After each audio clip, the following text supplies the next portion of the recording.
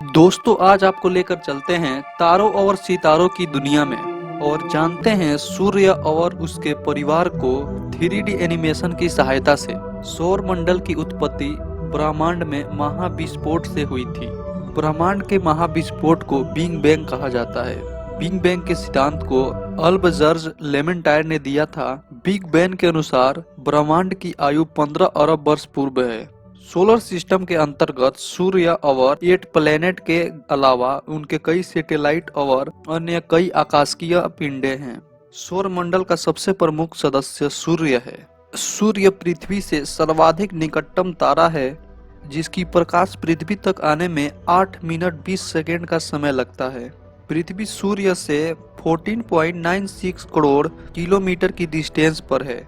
सूर्य के दूरी के क्रम में ग्रह कुछ इस प्रकार है। सबसे निकटतम ग्रह है मरकरी यानी बुध, उसके बाद आती है वेनस यानी शुक्र, तब है हमारी पृथ्वी अर्थ, उसके बाद आता है मार्स, मंगल, फिर जुपिटर, बृहस्पति, फिर सैटर्न शनि, उसके बाद यूरेनस, तब नेपच्यून। लेकिन आकार के अनुसार इनका क्रम बिल्कुल ही अलग है। आकार में सबसे बड़ा प्लेनेट बृहस्पति यानी जुपिटर है और सबसे छोटा प्लेनेट मरकरी यानी बुध है। दोस्तों सोलर सिस्टम में वेनस यानी शुक्र सबसे गर्म ग्रह है, लेकिन सूर्य से नजदीक बुध यानी मरकरी है। आखिर क्या कारण है कि मरकरी यानी बुध सूर्य के पास रहने के बावजूद भी सबसे अधिक गर्म ग्रह नहीं है? इसकी उत्तर को जानेंगे हम आगे इसी वीडियो में, लेकिन सबसे पहले समझते हैं सूर्य से दूरी के क्रम में इन सभी ग्रहों की विशेषता को। सबसे पहले समझते हैं, सबसे पहले जानते हैं सोलर सिस्टम के मुख्य सदस्य सन के बारे में।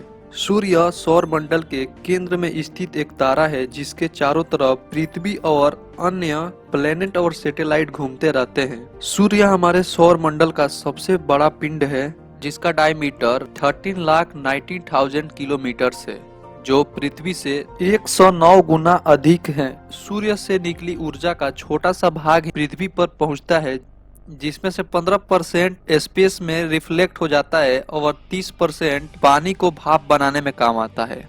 सूर्य हाइड्रोजन और हीलियम जैसे गैसों से बना एक विशाल गोला और ऊर्जा का शक्तिशाली भंडार है। इसकी मजबूत ग्रेविटेशनल फोर्स विभिन्न ऑर्बिट में घूमते हुए पृथ्वी और अन्य प्लेनेट को अपनी तरफ खींचती है। अब जानते हैं 8 प्लेनेट के बारे में बारी बारी से। सन से सबसे निकटतम स्थित प्लेनेट मरकरी यानी बुध है। इसके बारे में बात करने से पहले हमें 2 शब्दों को अवश्य समझना पड़ेगा, रेवोल्यूशन यानी परिक्रमा और दूसरा शब्द है रोटेशन यानी घूर्णन। जब 2 ऑब्जेक्ट हो, ऑब्जेक्ट ए और ऑब्जेक्ट बी, और ऑब्जेक्ट ए की चक्कर ऑब्जेक्ट बी लगा रहा हो, तो कहेंगे कि ऑब्जेक्ट बी ऑब्जेक्ट ए की परिक्रमा कर रहा है। दूसरा शब्द है रोटेशन। रोटेशन का अर्थ होता है जब कोई ऑब्जेक्ट अपनी एक्सिस पर ही खुद घूम रहा हो। मुझे लगता है कि अब आपको इन दोनों में डिफरेंस पता लग गया होगा।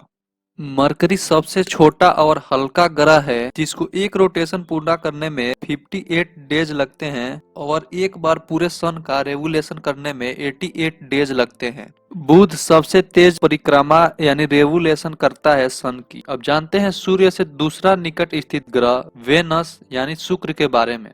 वेनस सौर मंडल का सबसे गर्म ग्रह है, जो 243 डेज में एक रोटेशन पूरा करता है और 224 डेज में एक रेवोल्यूशन पूरा करता है सन का। यह एकमात्र ऐसा ग्रह है जो रेवोल्यूशन की अपेक्षा रोटेशन में अधिक समय लेता है। अब बात करते हैं सबसे प्यारा ग्रह अपने पृथ्वी की। पानी की अत्यधिक मात्रा के कारण इसे नीला ग्रह कहा जाता है।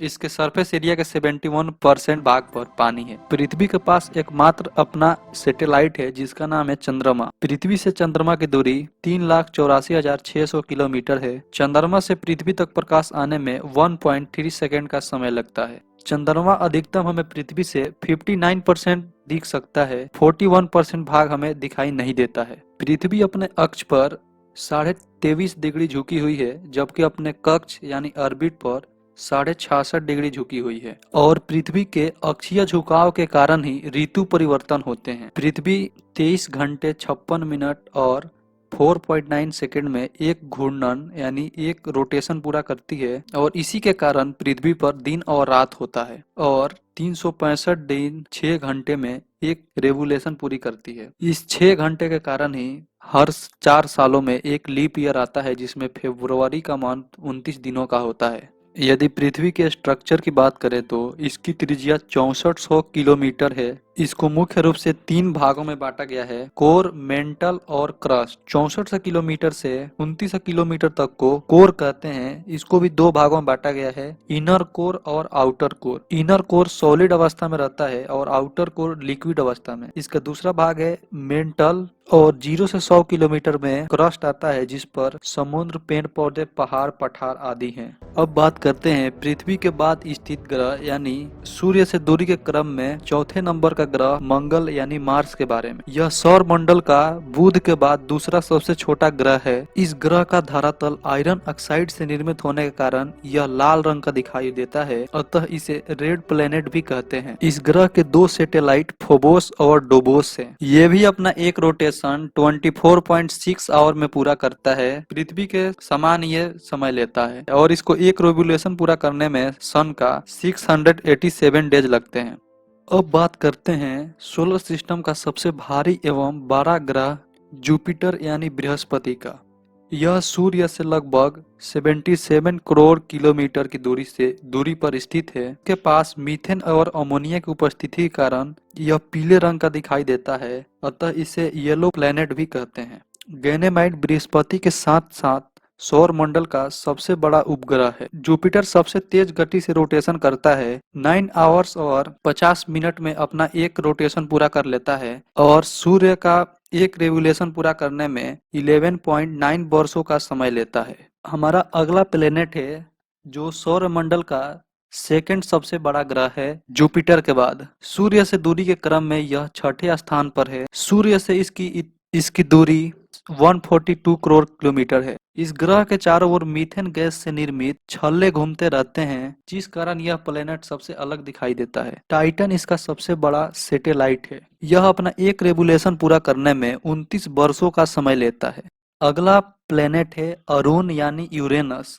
यह सौर मंडल का तीसरा सबसे बड़ा ग्रह है जुपिटर और सैटर्न के बाद। यह अपने अक्ष पर सबसे अधिक 86 डिग्री झुका हुआ है, जिसके कारण इसे सोया हुआ प्लैनेट भी कहते हैं। इस ग्रह के पास मीथेन गैस की उपस्थिति अधिक होने के कारण इसे ग्रीन यानी हरा ग्रह भी कहते हैं। और हमारे सौर मंडल में सूर्य से सबसे दूरी पर स्थित हमारा अंतिम ग्रह है नेपच्यून यानी कि वरुण। वरुण चौथा सबसे बड़ा ग्रह है जुपिटर, सैटर्न और यूरेनस के बाद। यह सूर्य से सर्वाधिक दूरी पर स्थित है और यह सबसे ठंडा ग्रह भी है। दोस्तों, इस वीडियो में हम सौर मंडल के कुछ रोचक तथ्यों को जाने इस 3D एनिमेशन से। वीडियो देखने के लिए आपका बहुत बहुत धन्यवाद।